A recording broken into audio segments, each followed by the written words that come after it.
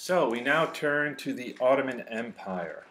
And so this is really one of the greatest empires the world has ever seen, at least as far as how empires are measured. Often we associate the Ottoman Empire as part of the history of Turkey, because what today is Turkey, in a sense, constituting the imperial heartland of that empire. But as you can see from the map, it included a lot more territory than that. At some point, encompassing most of Southeast Europe, what today is Turkey, pretty much all of the Arabic-speaking parts of the Middle East and North Africa. So, I think when we think of the Turkish element, right, just to remind us that, the people that today make up Turkey did not originate there, right? They had migrated there from Central Asia, part of these Turkic migrations beginning in the 10th century. I use the term Turkic in a sense to reflect the fact that, various people speaking some kind of Turkic language, of which Turkish is one. But today you still have Turkic-speaking people in Central Asia, Kyrgyz, Kazakh, and so forth. In this case, we're particularly interested in a group known as the Oghuz Turks, who would be a major element of this Turkic migration, many of them eventually settling in western Anatolia around the time of Seljuk rule. So what do we know about the Oghuz Turks? If you're someone Turkish today living in Turkey, you can claim to be descended from them. But not just people in Turkey. They also, in a sense, laying the foundation for the inhabitants of Azerbaijan. They'll become part of the mix in Iran. Yes, Turks of Turkey, but also in northern Cyprus.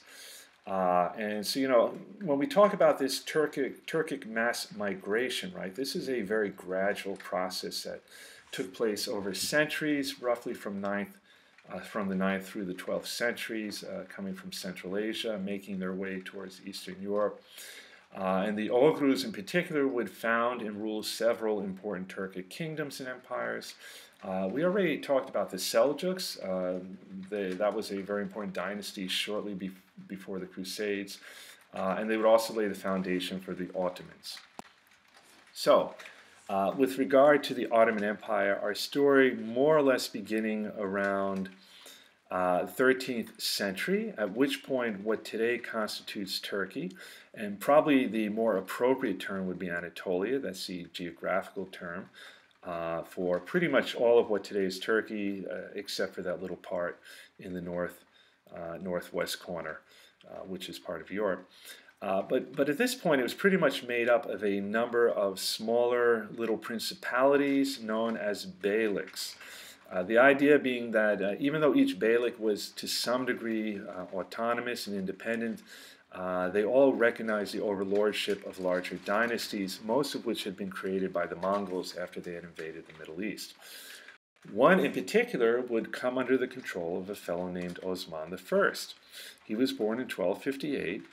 Inherited the title of Bey, kind of chief, from his father, Ertugrul, which made him the ruler of the village of Surgut in 1281. And shortly after that, he declared his beylik independent as an Ottoman principality. That was in 1299. And this pretty much marks the beginning of what will become the Ottoman Empire. And the term Ottoman simply reflects that it's going to be one ruling dynasty from beginning to end, the descendants of Osman.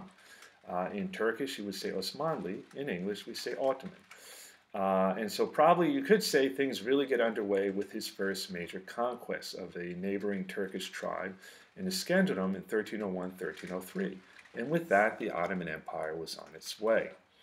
Now, within a short period of time, he had gobbled up many of the neighboring beyliks.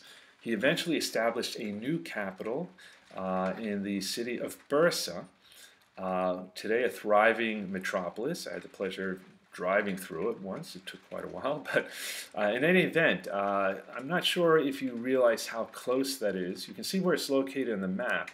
Right across that small inland sea, the Sea of Marmara, would be Constantinople. So a lot of the territory they're conquering at this point is coming at Byzantine expense, but they don't actually go after the prize jewel of Constantinople. One reason being that it is a really well-defended city, very formidable walls, surrounded by water on three sides and so forth. Instead, what they do is, after conquering a lot of territory in Anatolia, they go across the Dardanelles into southeast Europe and begin conquering a lot of territory there. Again, much of it at the expense of the Byzantine Empire. Probably the decisive battle is the Battle of Kosovo of 1389. Which is fought against a coalition of forces, but probably the most important element there were the Serbs. And in fact, you'd be hard-pressed today to meet somebody of Serbian background who's not familiar with the battle and in fact knows even the year. This becomes a kind of definitive event in the construction of Serbian national identity. And they are defeated here. I mean, so this pretty much opens the floodgates for Ottoman conquest in Southeast Europe. It really becomes a very important event in the history of Serbia, and also kind of makes Kosovo a very important territory for many Serbs, the idea of the need to kind of reclaim this territory that had once belonged to them. In any event, if we look at this map, right, so this gives you an idea of to what extent the Byzantine Empire is taking a hit, right? So this is the Byzantine Empire circa 1170, right before the beginning of the Ottoman Empire. And here we see it circa 1400. And so you can see at some point, really it comprises basically just Constantinople and a little bit of territory around it, some places in Greece. Most of what you see on the map there at this point is under Ottoman control. And you have to think, at some point for the Ottoman sultans, it just becomes untenable. It just, it's like impossible to imagine allowing Constantinople to continue to exist as an independent entity. The temptation is too great. It's right at the center of your empire. It's the conquest of Constantinople would bring whoever did it great renown. And the guy who actually finally does it is Mehmed II, often known as the Conqueror because of this, Al-Fatih. He actually rules twice, from 1444 to 1446. Turned out maybe he was still a little too young for the job. Father took over for a while, and then he came back in 1451 and ruled to 1481, and at the age of 21 conquered Constantinople, thus ending the Byzantine Empire. And out of respect for the legacy of the Byzantine Empire, he adds the title of Caesar to his other titles. And here we see a kind of artist depiction of the siege of Constantinople, which actually went on for some time. You can see in the little map up on the right that, I talked about how it's surrounded by water. The walls were really very difficult to get through, and of course, very helpful in this regard was a new invention of which the Ottoman were the first to take full advantage of, gunpowder. So they're going to use cannons to bring down those walls, and there we see Mehmed II leading the way. After him we have Selim I, known as the Grim or the Brave, and so he would only rule for a short period from 1512 to 1520, but some pretty important developments during this period. For one thing, he brings the Mamluk Sultanate to an end in 1517, so they're brought under Ottoman rule, though they will continue to operate as a kind of local elite on behalf of the Ottoman. He also brings the holy cities of Mecca and Medina under his control. And this is really important, right? There's tremendous prestige associated with control of those cities, meaning you also have responsibility for the Hajj, related to which the Ottoman sultans now take the title of Caliph. You might remember the actual caliphate had come to an end in 1258 with the Mongol invasion.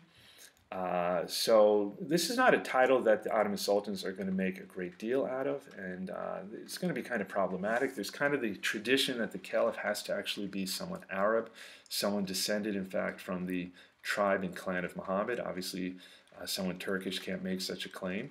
But what it does signify is kind of this idea, and something that the Ottoman government and sultans are going to promote, that they are the defenders of Sunni Islam. Related to which they also take on, as emblems of the caliphate, they bring under their control a number of important relics, the sword and mantle of Muhammad. So you can see here the growth of the Ottoman Empire, eventually bringing much of North Africa under his control, pretty much all of the Middle East, including Egypt and much of Southeast Europe. Here we see kind of images. Well, today, if you visit the Topkapi Palace, which was for most of the history of the Ottoman Empire, the main palace of the Sultan, you can go to the Pavilion of the Holy Mantle, where you'll find the mantle of Muhammad, which is contained in that case, and also the sword of Muhammad.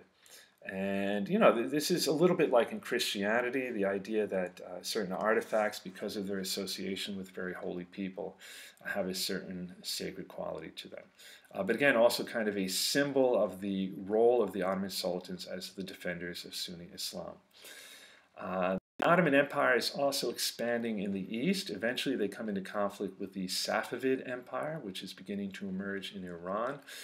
The first major encounter is the Battle of Chaldiran on August 23rd, 1514, which is a decisive victory for the Ottomans.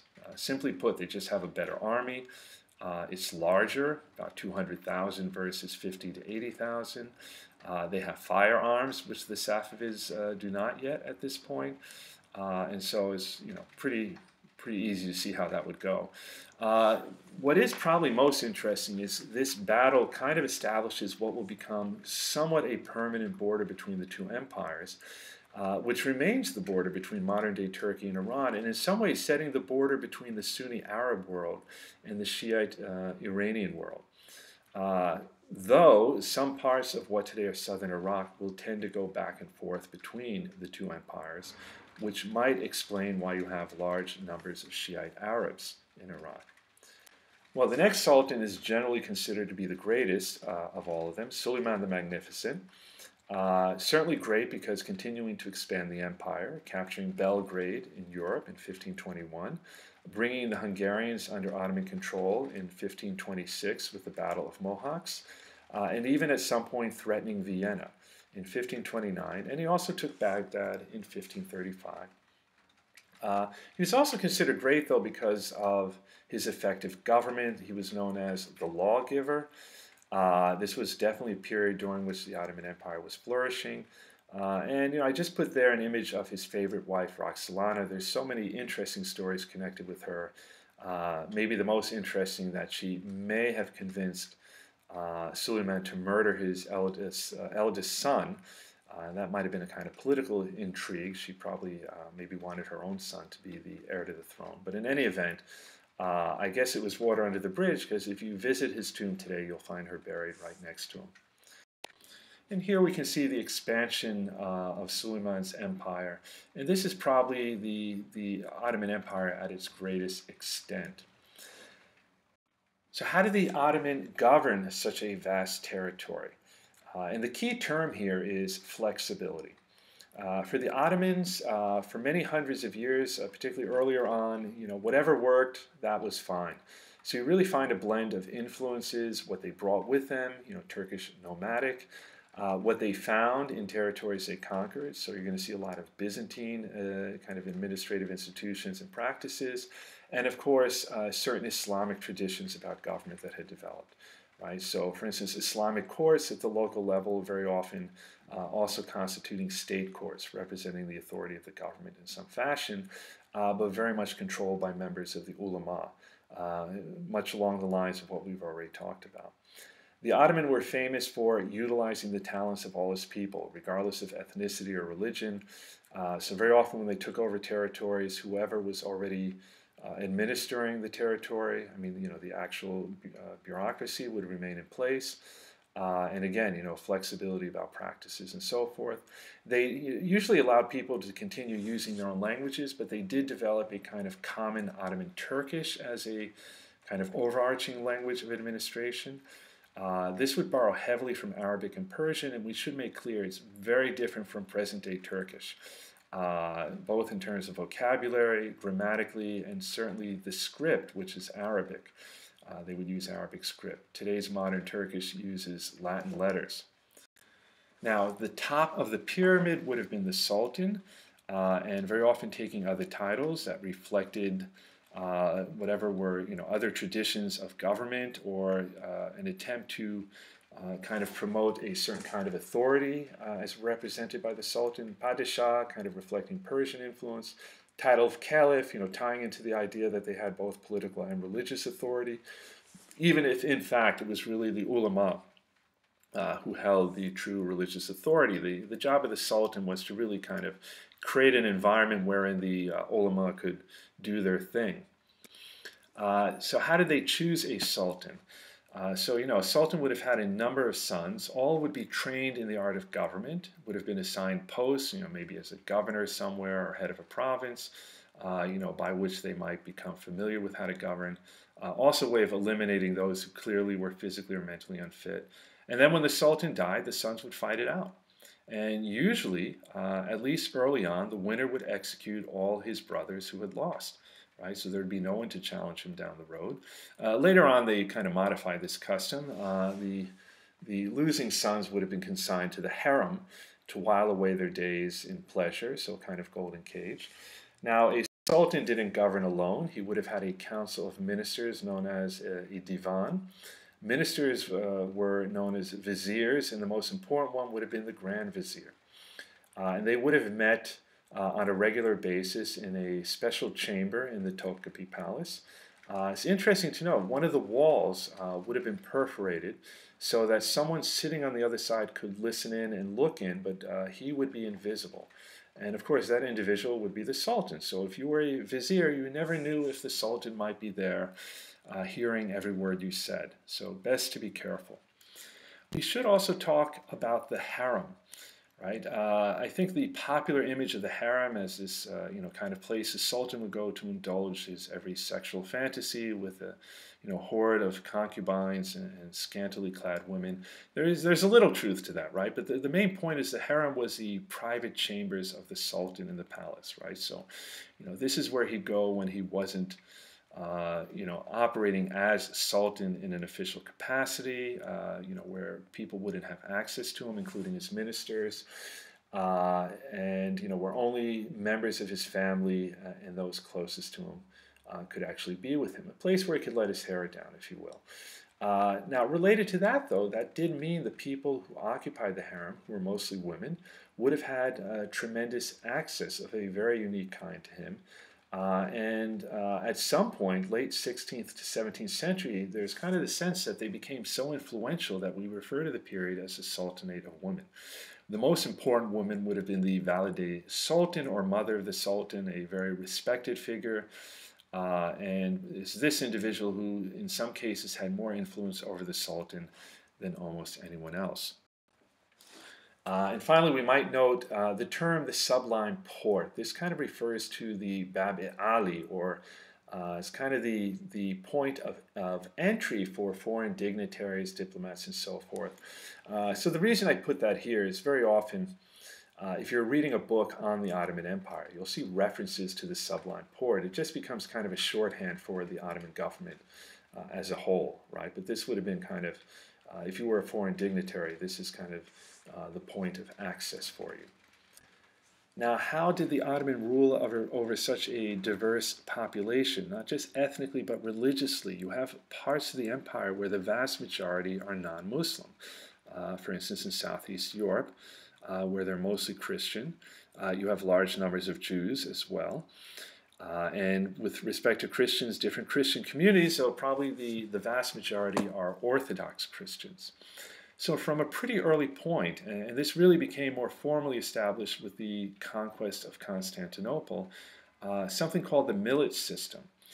Millet, the term millet, referring to nation, or in this case, kind of each millet representing a different religious community. So you could argue the first millet, this is something that evolved over a long period of time, but the first proper millet was the millet of Rome. Which basically encompassed all Orthodox Christians within the empire. Rum, kind of a reference to the Roman legacy of the Byzantine Empire. And so when Constantinople was conquered, Mehmed II appointed Gennadius II Scholarius, who was the head of the Orthodox Church, as patriarch, as ethnarch, head of the millet of Rome. So the basic idea is that Orthodox Christians, in this case, could pretty much manage their own affairs. For instance, they were not subject to Islamic law, but subject rather to their own law. In this case, Justinian's Code, which went back to the early Byzantine period. And really the basic idea was that so long as they paid their taxes, and usually they were collected from them as a community, not individually, and so long as they didn't challenge Ottoman authority in any overt way, they could pretty much carry on their own affairs autonomously. Now, I mean, if an Orthodox Christian got into an altercation with a Muslim, then yes, he would be subject to an Islamic court, to Islamic law. But things that pertain to kind of family matters, marriage, divorce, inheritance, to a very large extent commercial relations, all of this remained within the purview of his own courts. And eventually you'll see millets established for a number of different religious communities. So you have the Orthodox millet, later on you'll have the Armenian Orthodox millet, you'll have the Greek Catholic millet. Latin Catholics never actually designated a millet, but they enjoy the same level of autonomy. They're kind of seen as a kind of a foreign entity in connection with the Vatican. And the Jewish millet. And then later on, even 19th century, you'll even have a Protestant millet, but they kind of have to wait for Protestants to first come around. There's never going to be that many of them.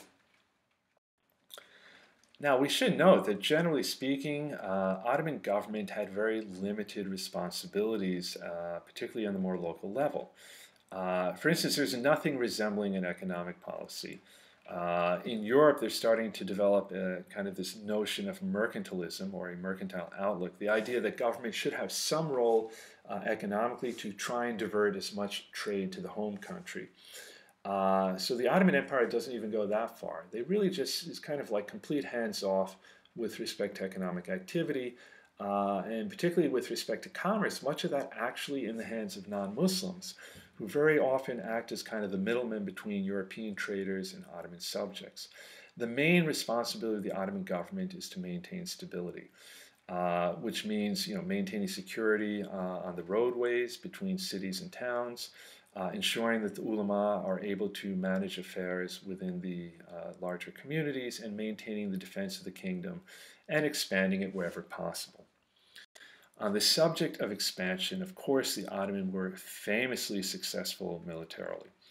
A number of factors. Technology, first to take advantage of gunpowder, developing proper muskets, and we already mentioned the importance of cannons, I believe, in connection with the siege of Constantinople. The Timar system. So this is kind of earlier on, but probably the most important fighters, the elite, would have been cavalrymen, those fighting on horseback, who in return for their military service would have been granted control over a fief, a large area of land known as a timar. This is a little bit like how feudalism worked in Europe. And there were certain tactics they brought with them from Central Asia, nomadic tactics. So they tend to use shorter swords, which sometimes gave them an advantage, a bit more agile than some of their European opponents, wearing heavy armor and using broad swords. And they were really good with the bow and arrow. But we definitely have to talk about the elite fighting force they would eventually develop, the Janissaries. So they would become famed across Europe, greatly feared. They were part of a system known as devshirmeh, a kind of human taxation system, whereby young Christian male children were recruited from a pretty early age, around the age of 8 or 9, converted to Islam, and then trained for some for administrative function, but if they showed a talent for fighting, to become Janissaries. Effectively a kind of a little bit like with the Mamluks, kind of like a military slave caste. Kapıkulu referring to the idea that they're slaves of the Sultan. Though again, like with the Mamluks, we shouldn't understand this as slavery in any conventional sense, right? They become a very elite fighting force, and at some point, very powerful. I mean, it's not even clear who was more afraid of who, the Sultan or the Janissaries of one another. This might sound pretty harsh, this idea of a family having to give up a young son because of this system, but actually this would have been seen as a tremendously great career path, so much so that many Muslim families later on would resent the fact that it was closed to Muslims, closed to their children, which eventually that would change. But you have to remember, right? I mean, if you were the son of a peasant, back in those days, it wasn't like there were many opportunities in front of you. You were probably destined to become a peasant. So this would have been, in some ways, a much better alternative. The Ottomans also developed a rather formidable navy, something many people don't know. Probably their high point when they were under the authority of the Admiral Khair el-Din Pasha, known as Barbarossa or Redbeard in Europe. From a European point of view, they would have been seen almost as pirates. But in any event, the Ottoman navy became very effective. And for a time really dominated, especially the Eastern Mediterranean, but certainly their presence was felt elsewhere. For instance, they ended the Spanish occupation of Tunis and Algeria. Around the time of the Spanish Inquisition, when Spain indicated a desire to expel all of its Muslims and Jews, the Ottoman Empire is like, you don't want them? We'll take them. So they actually used their navy to help evacuate large numbers of them to Ottoman territory. And I just wanted to point out too, because we tend to think of back in this time that everything was about religion, but it was still possible to form alliances based on other factors, other considerations. So at some point, the Ottoman fleet under Barbarossa is actually going to ally itself with the French fleet against the Holy Roman Empire. Right? So you literally have a Catholic power allying itself with a Muslim power against another Catholic power. Because both felt threatened by Habsburg Spain. And this is actually a pretty good place to stop right now, so we'll very shortly pick up with part 2.